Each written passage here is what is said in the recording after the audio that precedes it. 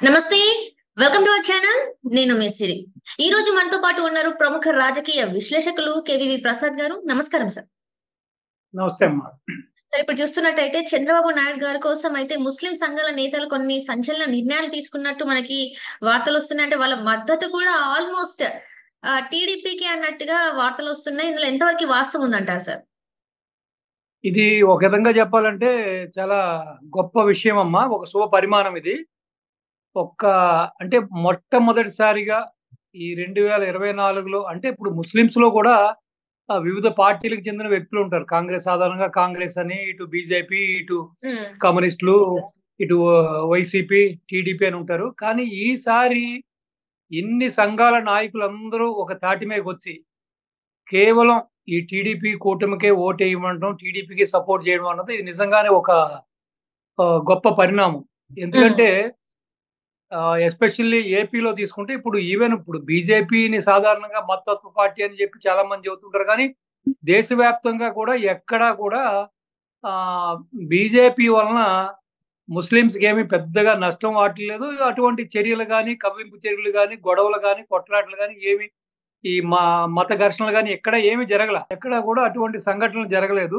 హ్మ్. ఈవెన్ ఉత్తరప్రదేశ్‌లో కూడా ఏదన్నా యాక్షన్ తీసుకున్నారంటే ఓన్లీ క్రిమినల్స్ మీద ఆ సామాజిక వర్గానికి సంబంధించిన కొంతమంది క్రిమినల్స్ మరి అన్ని సామాజిక వర్గాలను ఇబ్బంది పెడుతున్న వాళ్ళని గ్యాంగ్‌స్టర్స్‌ని అటువంటి వీళ్ళ మీద యాక్షన్ తీసుకున్నారు. కానీ దేశవ్యాప్తంగా ఎటువంటి సంఘటన కానీ దీనికి భిన్నంగా వైసీపీ పరిపాలనలో పోయిన ఎలక్షన్‌లో 2019లో ఇటు అందరూ అన్ని వర్గాల వారు ఎస్పెషల్లీ ఇటు మైనారిటీస్ కానీ, బీసీలు గాని, ఇటు ఎస్సీ, ఎస్టీలు గాని అందరూ కూడా ఒక తాటి మీదకొచ్చి 151 స్థానాలు వైసీపీకి కట్టబెట్టడం జరిగింది.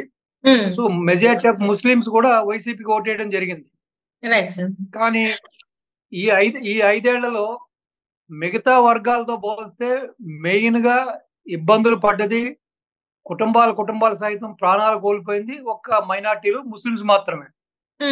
సో ఈ భూములు కోల్పోయారు, ఆస్తులు కోల్పోయారు, ప్రాణాలు కోల్పోయారు, వ్యాపారాలు కోల్పోయారు. ఇలా రకరకాలుగా వాళ్ళు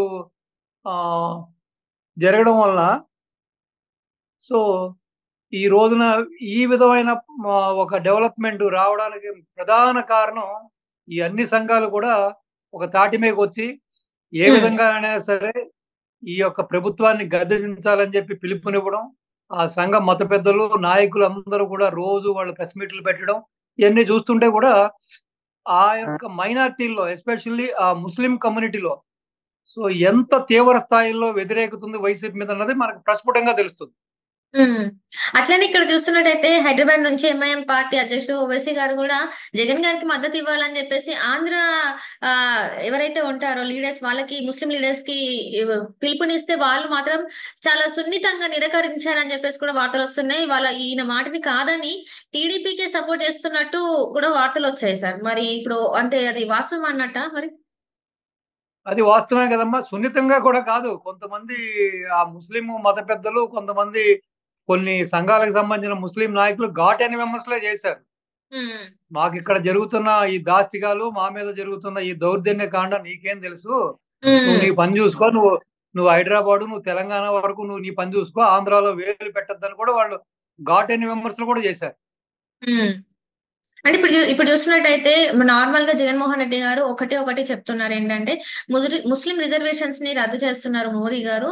సో మీరందరూ అటు సైడ్ మొగ్గు చూపకండి, అక్కడ ఒకవేళ గెలిపిస్తే మాత్రం మీకు అన్యాయం జరుగుతుంది అని చెప్పేసి తనైతే చెప్పడం జరుగుతుంది సార్. మరి ఇది ఎంతవరకు వాస్తవం అంటారు? మరి నిజంగానే ముస్లిం రిజర్వేషన్స్ ని అమిత్ షా అయితే చెప్పడం జరిగింది రద్దు చేస్తున్నట్టు. మరి ఇది ఇంపాక్ట్ పడదంటారా మరి? లేదమ్మా, అటువంటిది ఏమీ లేదని తర్వాత క్లారిఫికేషన్ ఇవ్వడం కూడా జరిగింది. సో కావాలని చెప్పి ఏదో విధంగా మభ్యపెట్టి వాళ్ళని మాయపెట్టి మళ్ళీ వాళ్ళ ప్రలోభపెట్టి తన వైపు తిప్పుకోవడానికి ఈ జగన్మోహన్ రెడ్డి చేస్తున్న కుట్లు ఎత్తడమే కానీ ఏమీ లేదు. ఆల్రెడీ విసిగి వేసారిపోయి ఉన్న ఆ సమాజాన్ని తన వైపు తిప్పుకోవడానికి చేస్తున్న ఎత్తుగడ పాచికగానే మనం భావించాలి. అంటే ఎక్కడ చూసినా కూడా ఈసారి మాత్రం అందరి మద్దతు కూటమి వైపే అంటారా సార్ మరి? 100% అమ్మా, 100%. క్షేత్రస్థాయిలో కూడా నాకు కూడా చాలా మంది మిత్రులు ఉన్నారు ఆ సామాజిక వర్గంలో. వాళ్ళతో కూడా మాట్లాడుతున్నాను. కొన్ని మీటింగులు కూడా చూశాను. నేను విజయవాడలో కూడా ఒక ఈ మైనారిటీకి సంబంధించిన ఆత్మీయ సమ్మేళనం కూడా నేను అటెండ్ కూడా చేశాను హ్మ్. Last week. సో అందరూ కూడా ఒక కంకణబద్ధులై ఏ విధంగా అయినా సరే ఈ వైసీపీ ఈ యొక్క అరాచక ప్రభుత్వానికి అడ్డుకట్ట వేసి, ఈ ప్రభుత్వాన్ని అధికారంలోకి రాకుండా చేయడానికి వాళ్ళ ప్రయత్నాలు వాళ్ళు చేస్తున్నారు. ముమ్మరంగా చేస్తూనే ఉన్నారు. సో ఇది ఒక విధంగా శుభ పరిమాణం ఇది. అంటే హ్మ్. సో ఇటువంటి ఒక దాష్టిక ప్రభుత్వాన్ని దింపాలంటే కూడా అందరూ చెయ్యి కలపాలి. సో, హ్మ్. సో ఆ విషయంగా ముస్లింలు మొట్టమొదటిసారిగా మొత్తం అన్ని సంఘాలు, అంత కుల పెద్దలు, మత పెద్దలు అందరూ కూడా ఈవెన్ దేశవ్యాప్తంగా కూడా చూస్తే మీరు బీజేపీకి సంబంధించిన ఒక సీనియర్ నాయకుడు కూడా ముస్లిం నాయకుడు కూడా ఆయన కూడా వచ్చి ఆయన కూడా విజయవాడలో ప్రెస్ మీట్ పెట్టి ఆయన కూడా ఈ యొక్క వైసీపీ దమనకాండను, వైసీపీ ప్రభుత్వం ఈ యొక్క ముస్లింల వందు వాళ్ళ వైఖరిని కూడా వాళ్ళు కూడా ఖండించడం జరిగింది. హ్మ్. అంటే సో ఇక్కడ ఆయన చూస్తుంటే పేరేదో షాన్వాజ్ హుస్సేన్ ఆయన పేరు. Right so sir. అదే. ఆయన బీజేపీలో సీనియర్ మోస్ట్ మంత్రి ప్లస్ ఆయన సీనియర్ మోస్ట్ లీడర్ ఆయన. హ్మ్. సో వారు కూడా ఆంధ్రాకొచ్చి వారు కూడా దీన్ని ఖండించడం, సో వారు కూడా కూటమికి మద్దతు ప్రకటించడం కూడా జరిగింది. హ్మ్. రైట్. అయితే ఇక్కడేంటంటే సార్, ఇప్పుడు గత 5 సంవత్సరాల నుంచెల్లి చూసుకుంటున్నట్టయితే ఇంతకుముందు ముఖ్యమంత్రిగా ఉంది చంద్రబాబు నాయుడు గారు. ఇప్పుడు ముఖ్యమంత్రి ఉంది జగన్మోహన్ రెడ్డి గారు. ఈ 10 సంవత్సరాలలో ఏపీకి అన్యాయం చేసింది అని చెప్పి బీజేపీ పార్టీ, మోదీ గారు అన్యాయం చేశారని అక్కడ ప్రజలు భావిస్తున్నారు. మరి ఇలాంటి సమయంలో కూటమికి అక్కడి ప్రజలు మద్దతిచ్చే అవకాశం ఉందంటారా? అంటే బీజేపీకి ఎక్కువ ఓటు బ్యాంక్ నమోదయ్యే అవకాశం ఉందంటారా?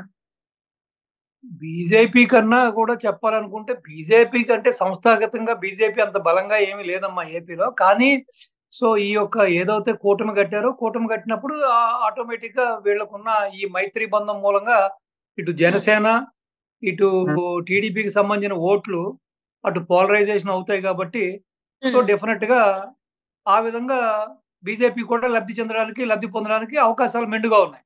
హ్మ్. అంటే ఈసారి మరి ఇప్పుడు ఈ 10 సంవత్సరాల నుంచెల్లి చేయంది. ఈసారి మేము చేస్తామని జెప్పేసి మోదీ గారు గూడా చెప్పడం జరిగింది. మనం సభలలో చూసాము. పోలవరం ప్రాజెక్ట్ గురించి మాట్లాడడం, ఎస్సీ రిజర్వేషన్స్ గురించి మాట్లాడడం, ఇవన్నీ జేయడం జరిగింది. మరి ఇవన్నీ ప్రజలు నమ్ముతారంటారా? సో, అదే మీరు చెప్పినట్టుగా ప్రజలకి కొన్ని అనుమానాలైతే ఉన్నాయి. కానీ హ్మ్. చంద్రబాబు నాయుడు గారు, జనసేన అధినేత పవన్ కళ్యాణ్ గారు, అలాగే సో ఇటు బీజేపీకి, అటు హ్మ్, టీడీపీకి కూడా ఒక సమన్వయకర్తగా ఒక బ ఒక మంచి సత్సంబంధాలు ఇటు సెంట్రల్‌లోను, స్టేట్‌లో కూడా సత్సంబంధాలు కలిగిన కొంతమంది లీడర్లు ఇటు కామినేని శ్రీనివాస్ గారు గాని, ఇటు సుజనా చౌదరి గారు గాని ఇటువంటి నేతలు ఉన్నారు కాబట్టి డెఫినిట్‌గా ఈవెన్ టీడీపీ 2014లో కూడా టీడీపీ మెజారిటీ ఫండ్స్ సంపాదించడానికి అటు నుంచి సెంట్రల్ నుంచి సాధించడానికి కూడా సుజనా చౌదరి గారు గణనీయంగా వర్క్ చేశారు. ఆయన హ్మ్. ఇన్‌ఫ్లూయెన్స్ గాని ఇటు అన్నీ కూడా బాగా ఉపయోగపడినాయి. ఆయన రేయింబవలు రాష్ట్ర శ్రేయస్సు కోసం పాటుపడిన వ్యక్తి కాబట్టి సో ఈ అందరి కాంబినేషన్‌లో ఈ కూటమి జతకట్టింది కాబట్టి ఈసారి బహుశా బీజేపీ తోక జాడించడానికి అవకాశం లేకపోవచ్చు. సో డెఫినిట్‌గా ఇచ్చిన హామీలు నిలబెట్టుకుంటుందని సో డెఫినిట్‌గా ఆంధ్రాకి మంచి రోజులొస్తాయని ఆశిద్దాం అమ్మా. Right sir. Right. Thank you so much sir. మీరు మాతో పాటు జూమ్ కాల్‌లో వచ్చినందుకు ధన్యవాదాలు. నమస్తే అమ్మా.